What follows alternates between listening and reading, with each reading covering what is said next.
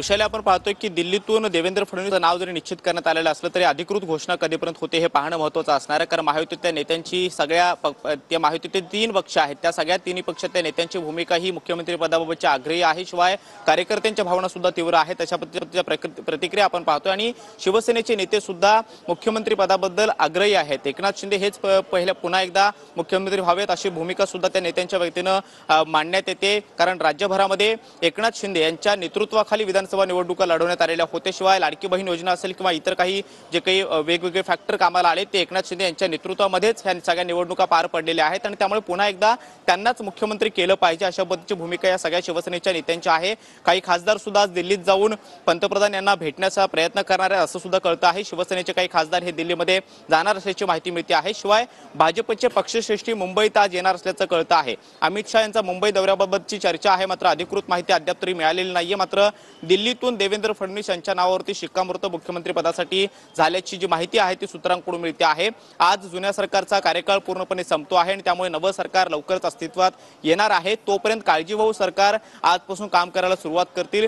राज्यपालांकडून तशा सूचना ज्या आहेत त्या सगळ्या मंत्रिमंडळाला दिल्या जातील। थोड्याच वेळामध्ये मुख्यमंत्री आणि दोन्ही उपमुख्यमंत्री जे आहेत ते राजभवनावरती पोहोचणार आहेत, आपल्या पदाचा ते राजीनामा देतील आणि त्यानंतर काळजीवाहू सरकार अस्तित्वात येईल। मात्र नवं सरकार कधीपर्यंत येतं आणि शपथविधीचा कार्यक्रम कधीपर्यंत पार पडतो हे पाहणं अत्यंत महत्त्वाचं असणार आहे। मुख्यमंत्री पदासाठी या 3ही पक्षातील नेत्यांची भूमिका आणि कार्यकर्त्यांची भूमिका लक्षात घेता महायुतीतल्या 3ही नेत्यांनी बसून चर्चा केलेली होती। वर्षावरती ही बैठक सुद्धा पार पडलेली होती। शिवाय त्यानंतर सुद्धा अनेक वेळा चर्चा ज्या आहेत त्या 3 नेत्यांमध्ये होत आहेत। मात्र अखेरचा निर्णय जो आहे तो दिल्लीतून होणार होता, कारण भाजपचे पक्षश्रेष्ठी या सगळ्यावरती लक्ष ठेवून होते आणि तिथूनच अंतिम निर्णय जो आहे तो दिला जाणार होता। आणि आता जी माहिती मिळते आहे त्यानुसार नव्या सरकारमध्ये देवेंद्र फडणवीस हेच मुख्यमंत्री असतील आणि त्यांच्याच नावावरती दिल्लीतून शिक्कामोर्तब झाल्याचं कळतं आहे। त्यामुळे थोडंसं थांबवतो। राष्ट्रवादी काँग्रेस अजितदादा गटाचे प्रवक्ते नेते अमोल मिटकरी आपल्यासोबत आहेत। मिटकरीजी, मुख्यमंत्री पदासाठी फडणवीसांचं नाव निश्चित झाल्याचं कळतंय आणि आज 20 आमदार सुद्धा मंत्रिपदाची शपथ घेणार असल्याचं कळतंय। तुमच्यापर्यंत काय माहिती आली आहे?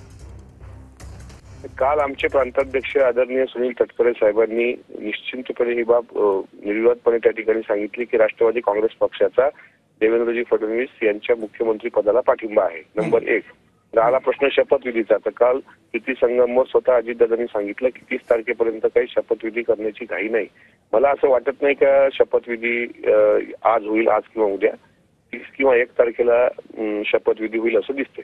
कारण आज दुपारी 11 वाजता मुख्यमंत्री मला वाटते राज्यपालांकडे त्यांचा राजीनामा सोपवतील, काळजीवाहू मुख्यमंत्री म्हणून त्यांच्याकडे पदभार येईल आणि त्याच्यानंतर 1 तारखेला शपथविधी होण्याची शक्यता आहे। मात्र 2 दिवसात तरी शपथविधी होईल असं वाटत नाही, कारण आम्हाला अजून पक्षाकडून काही कुठेतरी बोलावलेलं नाही कार्यकर्त्यांना।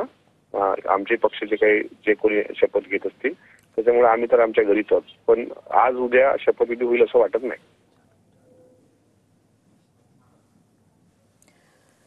मिटकरीची आणखीन एक महत्त्वाचा मुद्दा तो म्हणजे अधिकृत घोषणा जी आहे ती कधीपर्यंत होऊ शकते? मला असं वाटतं की सर्व आज जर अमित शहाजी आले तर ते अधिकृत घोषणा मुख्यमंत्री पदाच्या नावाची करतील। आता तुम्ही सांगता त्या पद्धतीने दिल्लीमध्ये शिक्कामोर्तब झालं असं जर असेल तर आज अमित शहा निरीक्षक म्हणून येत आहेत महाराष्ट्रात, त्यांच्याच उपस्थितीत ती अधिकृत घोषणा होईल आणि घोषणा झाल्यानंतर मग 2 दिवसाच्या आत शपथविधी होईल। पण तुर्तास शपथविधीची काही घाई आहे असं वाटत नाही। आमच्या माहितीप्रमाणे 1 डिसेंबर हीच तारीख शपथविधीची ठरलेली आहे। ठीक आहे, धन्यवाद अमोल मिटकरीजी आपल्या प्रतिक्रियेबद्दल।